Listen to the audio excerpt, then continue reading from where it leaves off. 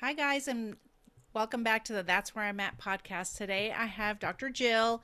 Jill is an award winning Harvard and Stanford educated physician who retired after 35 plus year career and became certified as a wellness and mindset coach. Her extensive experience and training, coupled with her own transformation from a stressed, overworked, unhealthy physician, wife, and mother into a happy, healthy, thriving coach, make her uniquely equipped to help others release unconscious thoughts, emotions, and behaviors that hold them back so that they can create their dream life. Welcome, Jill. Thank you. I'm so happy to be here. I'm so glad you're here. Oh my gosh, that sounds wonderful. Tell me, well, we kind of heard how you got into it. Tell me some more about that, how you became, A coach. how you're happy now. Tell me. So here's the thing. Like I went through, I'll give you the bullet version of what I went through. In a 2.5 year period, I lost both, managed care from 3,000 miles away for lost both parents, foot reconstruction, husband into assisted living, now memory care for Alzheimer's disease, breast cancer, surgery, radiation, chemotherapy. Wow. I'm sure I'm leaving something out, Right. right? Right. But stuff that would make like your average person just run screaming from the room. Yeah. And but Jill 2.0 is thriving and happy That's amazing. despite all of the stuff that's going on. And there's still stuff going on. Husband's in memory care, doesn't know who I am. Last couple of weeks, I'm getting called every other day because he's hitting, kicking, punching the staff. Yeah. So I have, there's stuff to deal with. Yeah. Um, and it doesn't have to take me down.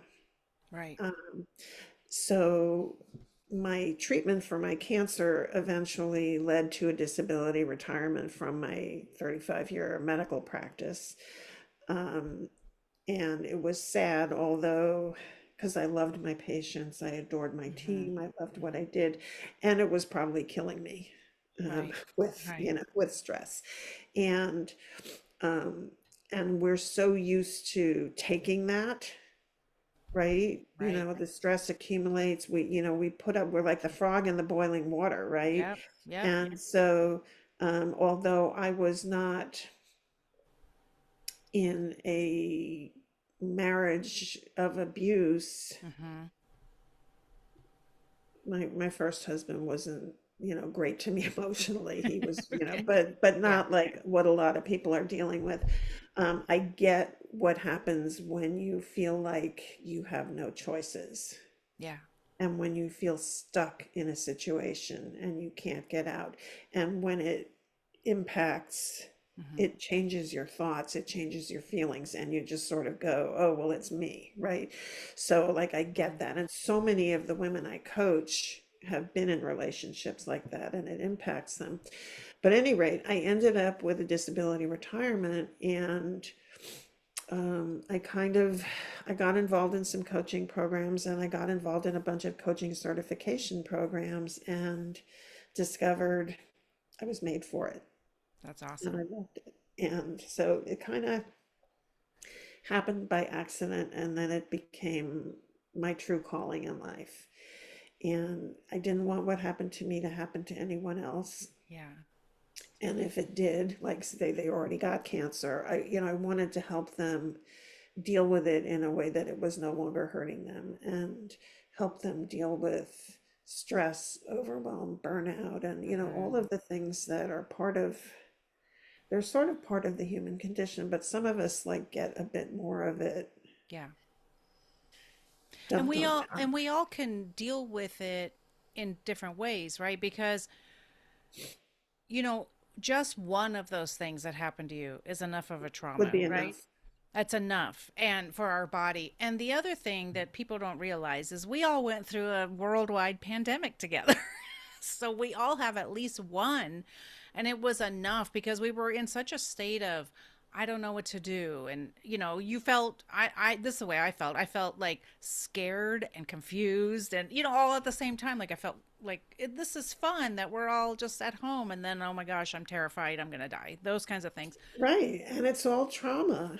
It And we is. all we all have different responses to trauma. We all have, even as children, we have, and Yeah. some people have big T trauma, and some people have little T trauma, and some Yeah. people like to call it adverse childhood experiences or, important, Okay. whatever. There's all different names, but the fact is, we all have things that happen to us that impact our brains and our bodies in different ways, Mm-hmm. and how we cope with them and how Yeah. we learn to cope with them as children programs how we're going to react to things that happen to us as adults. Right. And so is that what you're finding when people are saying, I feel stuck, I feel burnt out, I feel like I have no choices in my life? Because I remember towards the end, when you're in psychological and emotional abuse, right? Your brain, I just remember my brain was mush. It had been 33 years. My brain was mush. I couldn't make any choices because Exactly. every choice was wrong, right? And so I did feel stuck in a lot of ways, even just making simple decisions. And I remember even after leaving my marriage, talking to my therapist and her saying, just say yes to some good things and see if you like them. Cause I'm like, I don't know. And I call myself Laura 2.0. I think it's great, but it's so true. It's like, we're not dead, so we're not done. You know what I mean? Like there's still Right. time to do what you want to do. But I just remember going like, I don't know what's next. People wanted me to have the answer. Like, what are you going to do next? What's happening? Was it? And I'm like, I don't know. I You can't don't even make know. And decisions. when you've been in that situation for so long, Yeah.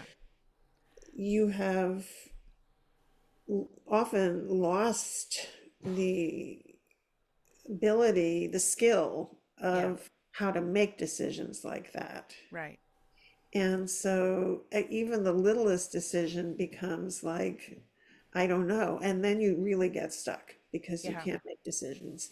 Yeah. And, but, if you've got fear and anxiety, if you're stuck in a trauma response, Yeah. you know, and all of a sudden, somebody says something, like even years later, right? If Hmm. if you've been in a marriage where there's, even if it's not physical abuse, it's Right. emotional abuse, Right. somebody says something that triggers you and takes you back to that, Yeah. all of a sudden you're there, Right. right? And in fact, probably where you are is way earlier in your life, something that happened when you were 2, 3, 4, 5, 6, 7, 8. Yes. And so all of a sudden, you might look like you're 50, Right.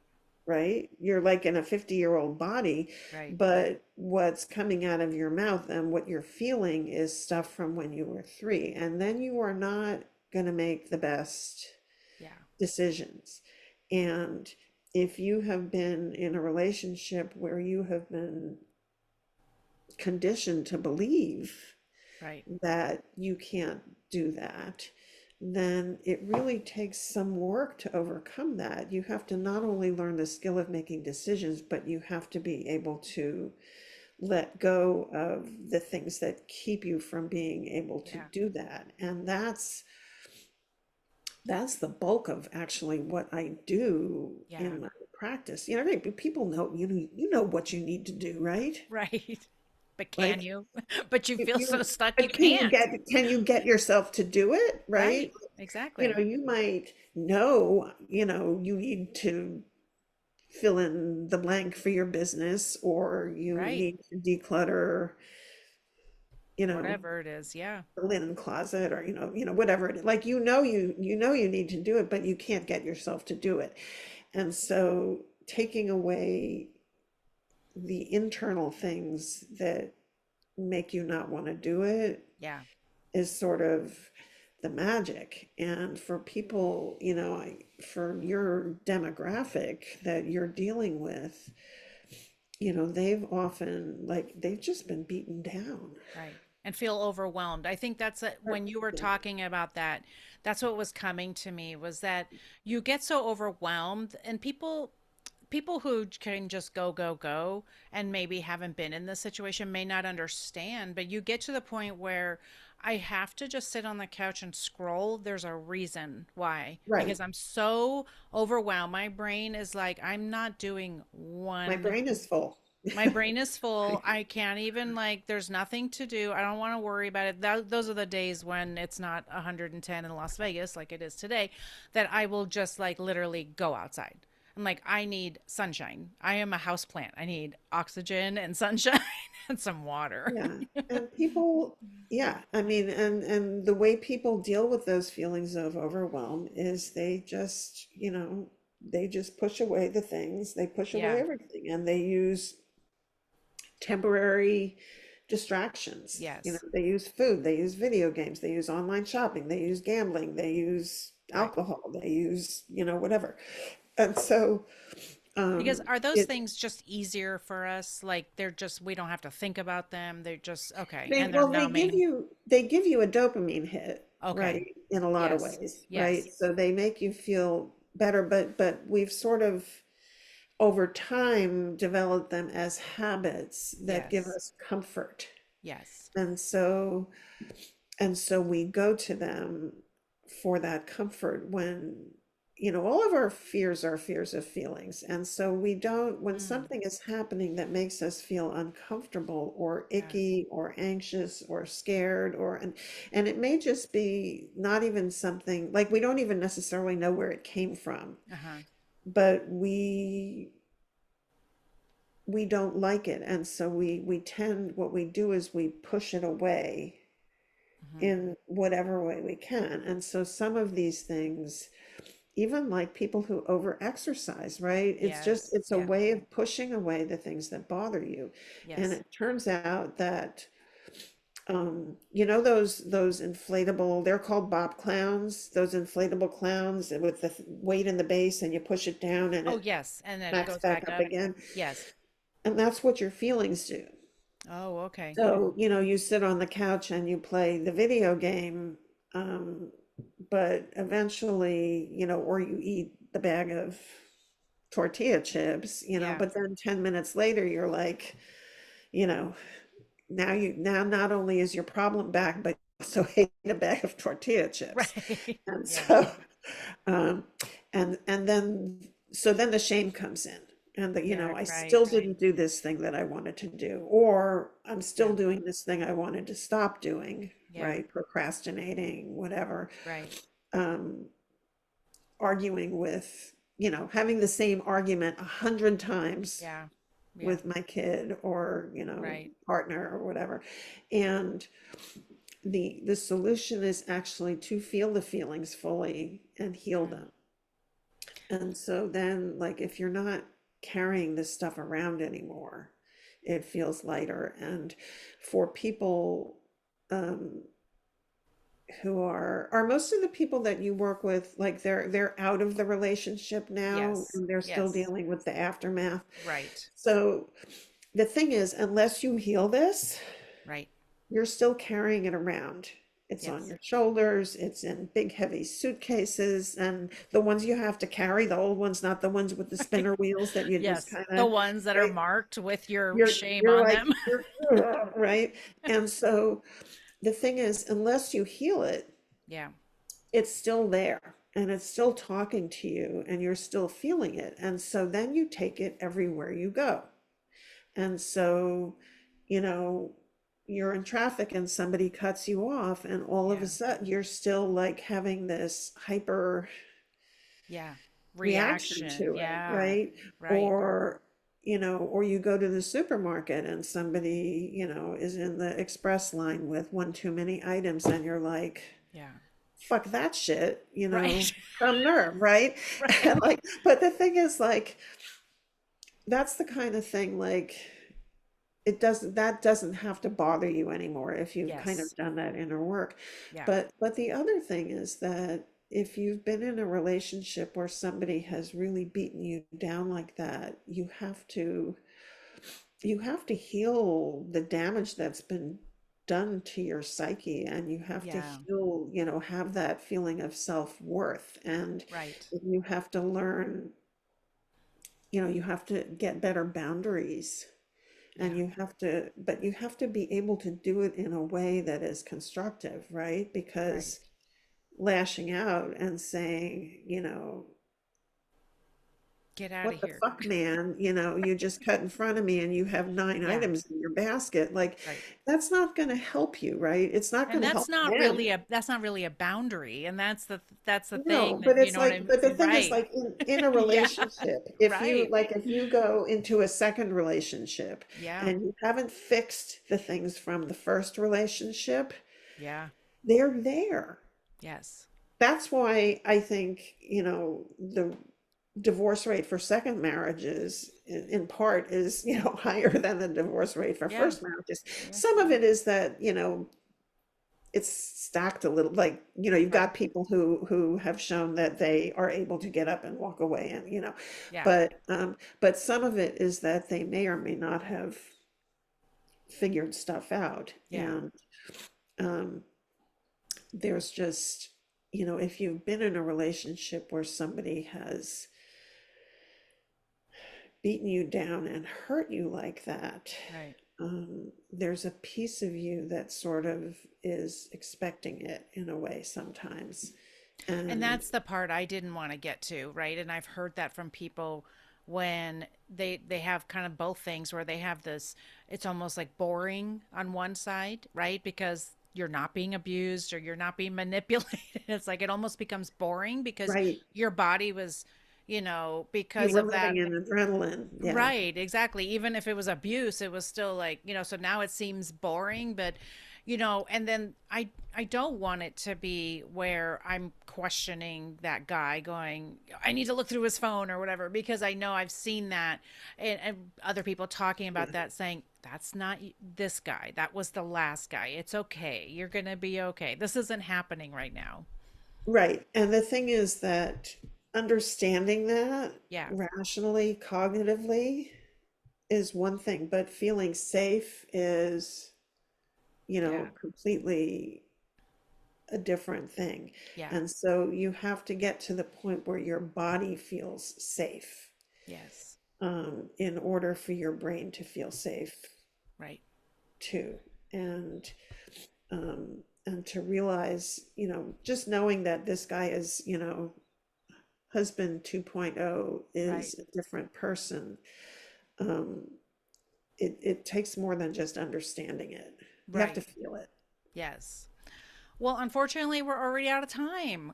It went That was so that went it by went really fast. it went so fast. But where can everyone find you if they want to work with you or even just look over your stuff? Yeah.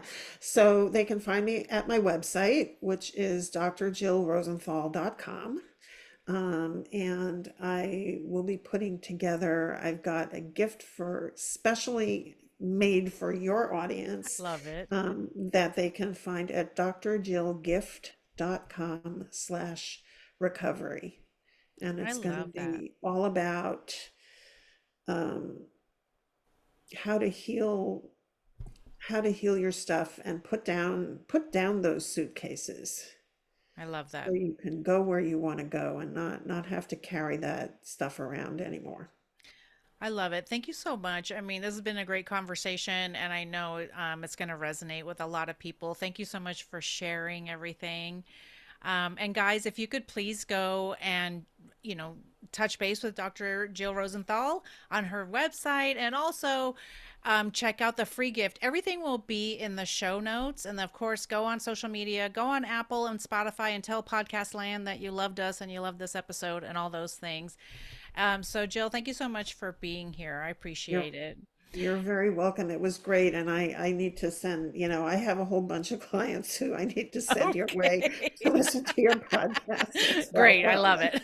I mean, that's it. It's, I have a heart for helping women because I felt so alone after my divorce and I don't want anybody to feel that way. You know, this is why we do these things, right? We didn't yeah, want anybody else to feel the way that we did. And so thank you so much. And always remember that your voice matters. And I'll see you guys next time. Bye.